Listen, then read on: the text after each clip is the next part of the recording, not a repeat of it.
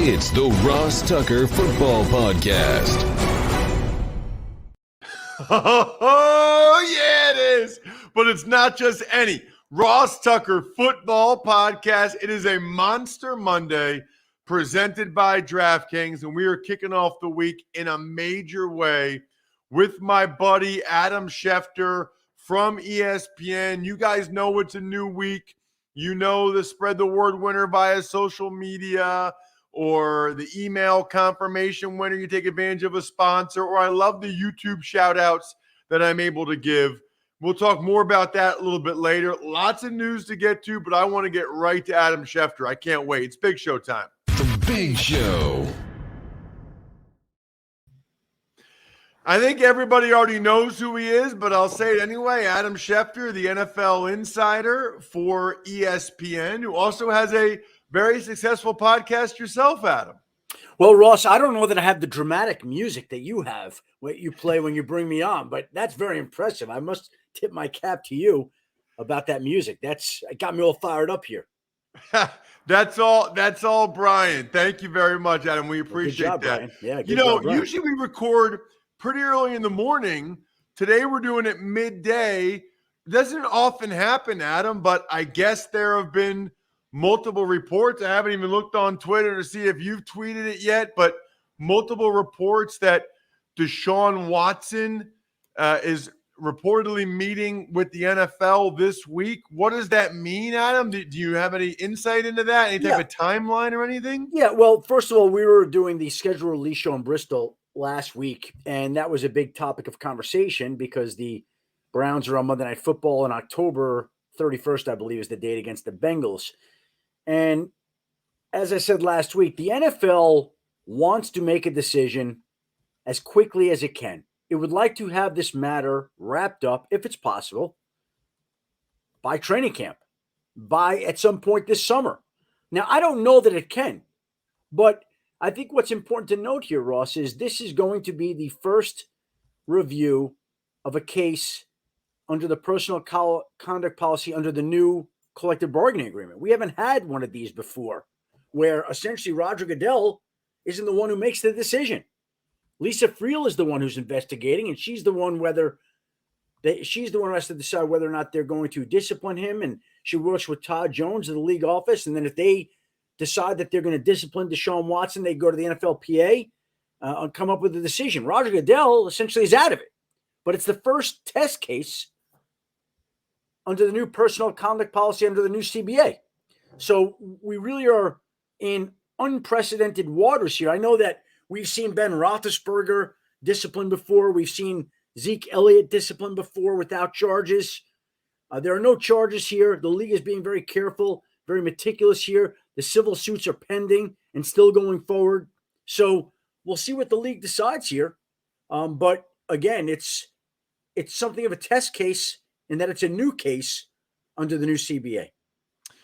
Two follow-ups, I guess. One is it seems like they usually are able to come to a decision relatively soon after they talk to the player. It seems like they talk to the player last, and then I don't know if it's a week or 2 weeks or whatever, they're usually able to make a decision. And then are you saying, Adam, that we don't really have any precedent here because it's not like we can go back to the Roethlisberger or the Zeke Elliott or whatever because what I'm saying, Russ, kind of wiped out. Yeah, I don't want to say it's wiped out. I mean, there is precedent, of course, but I'm saying this is different so that the way that those cases were judged are not going to be the way that this case is judged.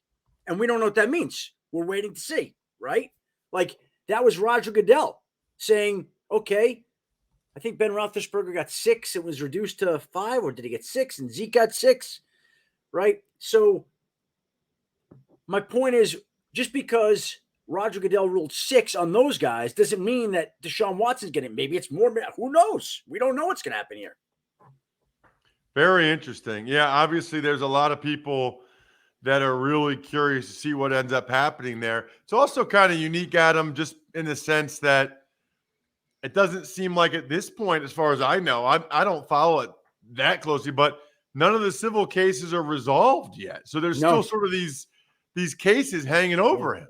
Yeah, no, they're going forward. There are 22 of them, I think. So a lot of questions there, a lot of questions with the league. League trying to get some information. League wants to make a decision quickly. New standard of judgment, if you will. I think that's the best way of looking at it. Don't know that precedent applies, whatever that means. So we'll see. We're also going to see what happens with Baker Mayfield. It's weird. My interpretation, Adam, is that, these teams like a Seattle or a Carolina, they're kind of playing chicken with Cleveland because is Cleveland going to cut them? Does Because Cleveland really want to show up for training camp? That's my guess is what's going on here. You think that's fair, or am I totally off? I think there's some level of interest in Baker Mayfield. I don't know that these teams feel the urge and compelled to go make a move for a guy that the Browns already have moved on from, in the sense that they've traded for Deshaun Watson, they've signed Jacoby Brissett, they've signed Josh Dobbs, they've got quarterback replacements.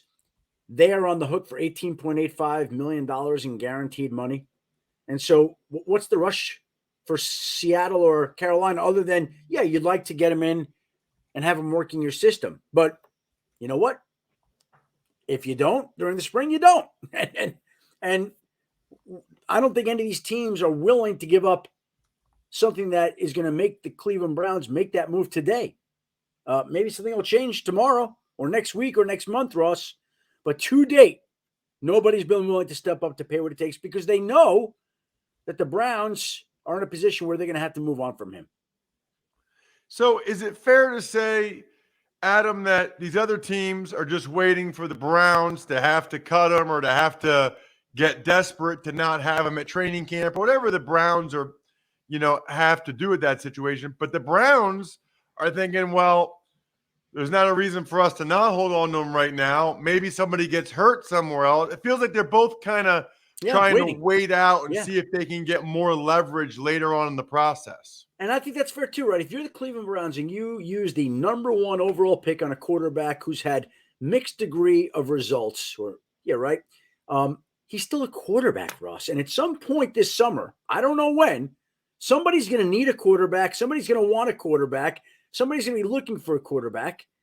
And so Cleveland can maximize his return whenever that is, right? Like it happens every year. Remember the year that the Eagles lost the Vikings lost somebody. They lost Teddy Bridgewater. Lost Tavares Jackson, I think. Well, they lost Teddy Bridgewater. Teddy Bridgewater got hurt. Teddy Bridgewater, and they traded for Sam Bradford. Right. And so I don't know, maybe in Tennessee something happens with Tannehill. You just don't know. So the Browns have a commodity. Like he's a former number one overall pick at a position in demand. Nobody's interested right now, but that doesn't mean a month from now they won't be. But by the way, the same thing is true of Jimmy Garoppolo in San Francisco. We can use the same line of thinking, except I don't think San Francisco is ready to move on from him right now unless they got an offer that they felt was fair and commensurate with his value. And that's not happening right now either. That's just related to the health, though, right? I'm curious about that because I'm assuming the Niners are going to have to let people examine him. And I don't know if he throws for teams. Russ, who is the team, whether it's Jimmy Garoppolo or Baker Mayfield, that's willing to absorb $20 to $25 million in salary, trade a pick, and needs a starting quarterback? Who's that team right now? Seattle and Carolina. Okay, so there's two of them, right? I think they're just waiting on both. No rush. Do you think, Adam, I don't know what they do in these situations, but he had a big-time surgery. They said he can't throw till June or July. I feel like these teams not only are going to want their doctors to look at him before they would trade money to take on that contract, but maybe even watch him throw, almost like he's a college player. Yeah, it is still shoulder surgery. It's not considered to be a major deal, but it's shoulder surgery on a quarterback, right? It's like almost like a running back with knee surgery. You want to see what you're buying if you're going to be ponying up $25 million in some sort of draft pick compensation. You think there's any chance they would trade him to Seattle, or no way? Yeah. Well, if Seattle made an offer, I think that they would. I don't think that would be their first choice. I think they'd rather not. But if it came to be and Seattle made a compelling offer, which, by the way, if Seattle didn't make an offer before the draft, then why is it going to make an offer now? Well, because they didn't get anybody in the draft, and maybe they're waiting until Jimmy's healthy. Yeah, but they also had options to go quarterback in the draft and bypass them. And so maybe all along they've been plotting. I don't know that. But yeah, it would look. Jimmy Garoppolo had a good year last year, and if you watch the tape, it's pretty impressive what he did. So we'll see who wants him next year. But I think he's a good quarterback. We've seen recently, Adam, some free agent signing. Notable guys: Jarvis Landry, Melvin Ingram. I guess I'm curious. It feels like, and maybe we say this every year, but there's still a bunch of guys out there: Bradbury, Odell Beckham, Trey Flowers, Clowney, J.C. Treader, Eric Fisher, Ogunjobi, Ndamukong Suh, Anthony Barr. It's a lot. It feels like there's more than usual. Does it feel like that to you, or is there any specific reason why? Well, when you say all those names and string them all together, that's quite a lot of talent that's still on the street. And I don't have an explanation for why that is, but there are a lot of players who can help. And my guess is right before camp or shortly thereafter, you'll see all these guys sign, if not before, because they're good players and they can help. Yeah, I tend to agree. What's your theory? What's your theory on why they're out there? So many. You got one for me? You're a smart guy. Yeah, I think some of these guys, like, here, I got to go through it, but like Suh, Clowney despises training camp. Yeah. Odell Beckham Jr. is hurt. I think Suh wants to sit, doesn't. I think a lot of these guys, they don't want to sign until training camp. I think they want to skip the offseason. Like they like their offseason flexibility. Okay. I think that's a decent part of it for some of these. Some of these guys, I just don't know how much of a market there will still be for them. Some of them might actually be waiting, like a Fisher or a Treader might be waiting for somebody to get hurt and a team that need a starting center or need a left tackle. And then the price might go up, right? So they're waiting like, you know what? Okay, I could always get veteran minimum with incentives, or I could always get a low number now. Let me wait until there is a team that has a real need, and then I'll step in and play. Yeah, it's interesting. I think when Bradbury got cut, I think everybody thought something would happen right away. Adam, what's going on there? Well, listen, there have been a lot of teams checking in on him. Obviously, he's looking for a decent amount of money. Feels like he's worth it. I think that he feels like he wished he had been a free agent earlier in the offseason when the money would have been greater. So I think he's trying to get his value up there to what he could have gotten had he been released in March. Got it. That makes sense. Speaking of March, I think a week or two before free agency started, I reached out to you and, hey, it's a couple weeks till free agency. Can you come on the show? And you're like, Ross, these 2 weeks, these 3 weeks, like I am locked in. I am locked and loaded, which is awesome. Which leads me to my question.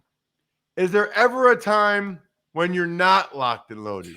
No, it's got the last 2 weeks of June. You get the first 3 weeks of July. Do you get some time to not be locked and loaded? You know what happens? Just life for all of us, every one of us, you, me, anybody listening, life is just busy.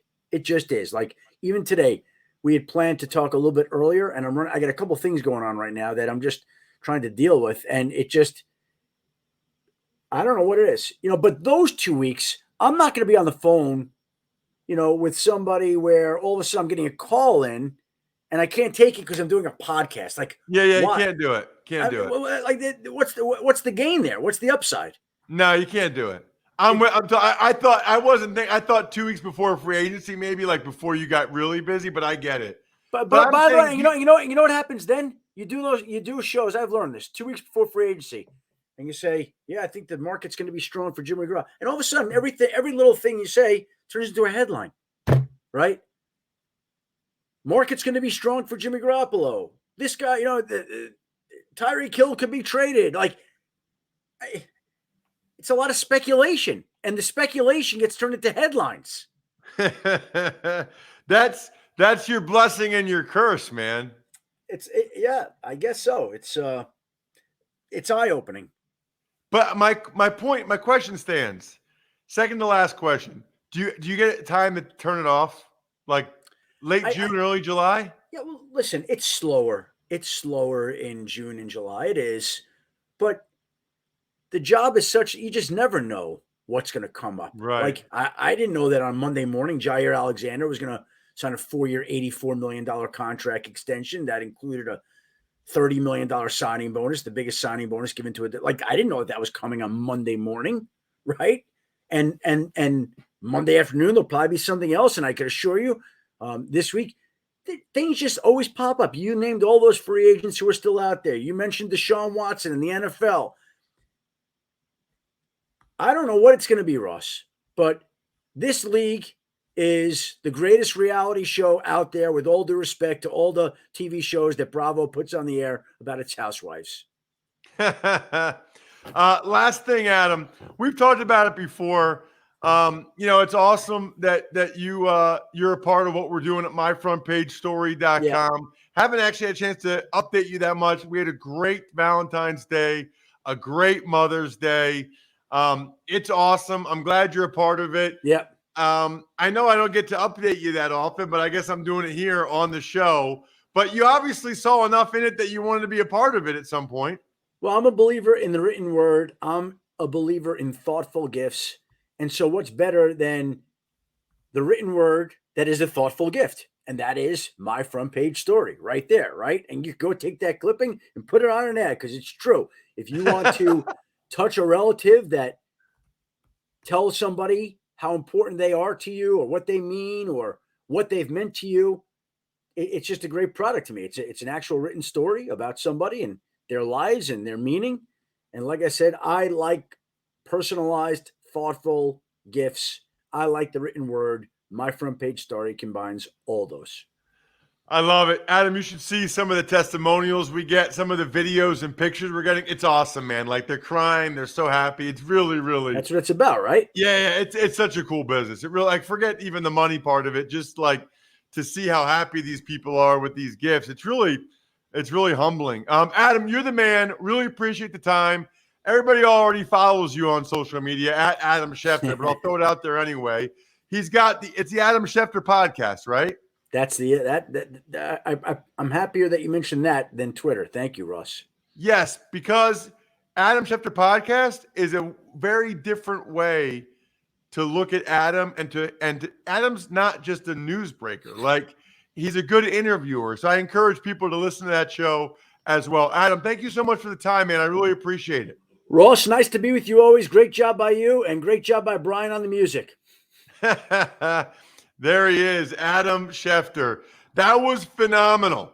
You know what's not phenomenal? Getting your house broken into. I don't know what. I didn't have a good segue for that one. I am sorry, Simply Safe and your founders, Chad and Eleanor Lauren. It's true, though. It's not cool. It's not phenomenal to have your house broken into. I tell you guys every week that twice. I think the first time I was in 7th or 8th grade. Second time was just a couple years ago. I can't highly recommend enough making sure you have a home security system. Here's the deal, right?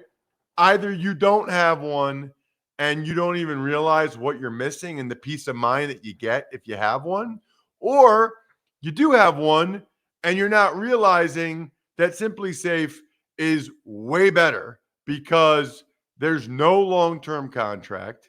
You can set it up in like 30 minutes. It costs less than $1 a day. And it's all those reasons are why it's the best home security system of 2022, 3rd year in a row. As my listener, you can claim a free indoor security camera plus save 20% on your Simply Safe security system and get your first month free with the interactive monitoring service. Visit simplysafe.com/Tucker to customize your system and start protecting your home and family today. Again, that's simplysafe.com/Tucker. Tuck's Takes. Hi, Ross. So let's start today with a couple of things that you and Adam already discussed and get your thoughts. First, the multiple reports from the NFL that they were going to meet with, well, not from the NFL, that the NFL is going to meet with Deshaun Watson this week. By the way, speaking of cutting clips for an ad, Bri, Adam called you out twice. Yeah. Well, I paid him off. So That was awesome. So, yeah, I mean, this news just came out like right before we were recording. I think everyone is beyond curious to see what ends up happening with Deshaun Watson, how many games he misses. I think the NFL not having any primetime games for the Browns till the 31st of October was probably by design. Adam seems to think that I didn't even think or realize that the new collective bargaining agreement changed the process a little bit. That does make it a little more interesting. Although I still think his punishment will fall in line with the Zeke Elliott and Ben Roethlisbergers of the world. Ducks Takes. yeah, the bit of news that you two spoke about, Packers signing Jair Alexander to a 4-year, $84 million extension. Isn't that wonderful? $21 million a year for that young man to play football. $30 million signing bonus because the Packers never like to guarantee any money past the first year, which is kind of weird. And I don't know, maybe like a little silly. So you just give an insane signing bonus. Okay, 30 million. Great. So you cut me after a year. Sweet. She got over 30 million. I mean, he gets like 35 million or something crazy. 30, there's a roster bonus too. He gets a crazy amount of money this first year, I guess, because the Packers want to stick to their precedent of no guaranteed future money. I don't know. I mean, you're basically implicitly guaranteeing it anyway. So what's the difference? I'm not sure I understand that. I do understand that Alexander is a heck of a player and that the Packers do a really good job, usually, not always, Devontae Adams, of keeping around their guys. I guess it's easier with the second contract when a guy can get life-altering money than it's the third contract where the guy like Devontae Adams already got the life-altering money. Ducks Takes. In other news, Raiders sign Keelan Cole and then trade Brian Edwards and a 7th-round pick to the Falcons for a 5th-round pick. Right. So Keelan Cole, I've always thought, I remember talking about him on the podcast years ago, his first year or two in Jacksonville, and I thought, he's good. He can play, and nobody really even knew who he was. I don't know that he's become a ton more than that, but he stuck around for a while. The Raiders obviously saw something in him.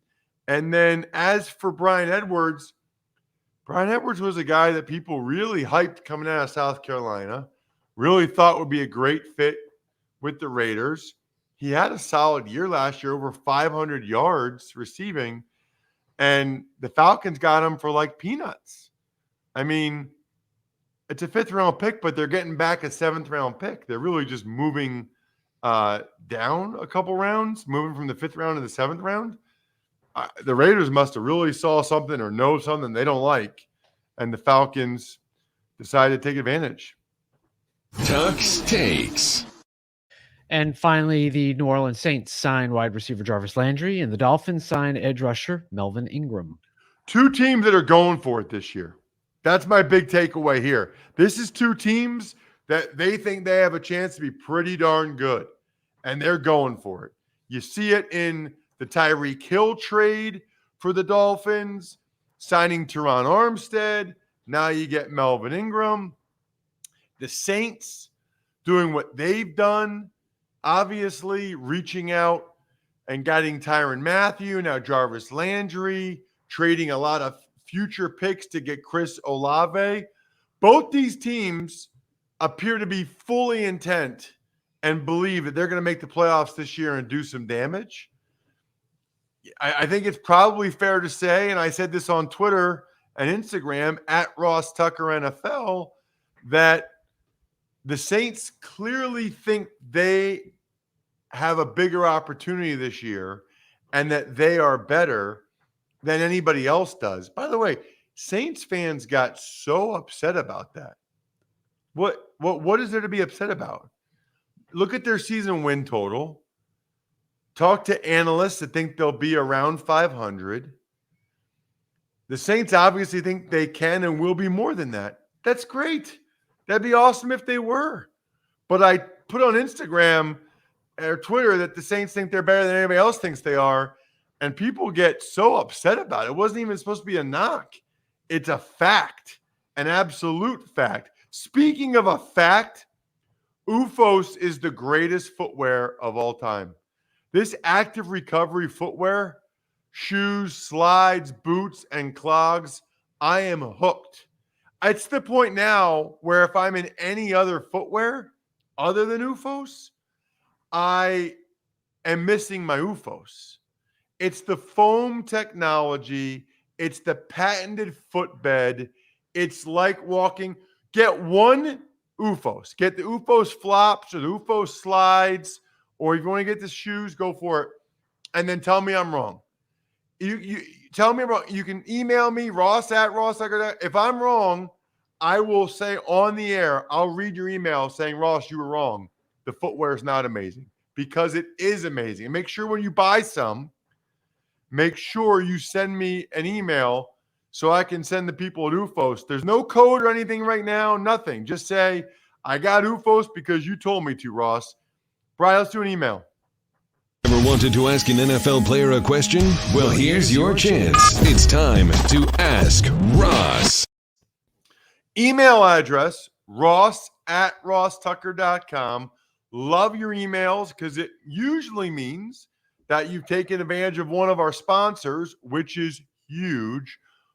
And then send it to me, ross@rosstucker.com, so you can ask me a question. What do you got, Bri? Today's question from Brandon Owen. Hey, Ross, it is becoming more clear that the NFL has a tanking problem, or the perception of one is increasing. I have a possible solution to incentivize winning, but still allow losing teams an avenue to improve. Here goes. The top 3 draft slots are awarded to teams with the most wins above their projected preseason win totals. The NFL could have a sports betting company sponsor the projections. So teams with the lowest projected win total have the greatest chance of getting the top pick, but a playoff team theoretically could land the number 1 pick as well. The clearest way to improve via the draft, well, it's to win. Rest of the picks could be seeded by record, so if a team has an unexpected injury or underperforms, they still have a chance to improve as well. Thanks for your time. I love the content. Again, that is from Brandon Owen. Brandon, really interesting email. I'm glad you sent it. So I do think that's kind of a cool way to do it. And to try to incentivize winning, because teams that want to be as high above their season win total as possible to try to get the number 1 pick. I guess the issue I have is what you're going to get a decent amount of time is a team that was picked to go around 500 that gets 12, 13 wins. Then you have one of the best teams get the number 1 pick, which affects parity. I also don't believe that the NFL would want to be that tied in with sports books.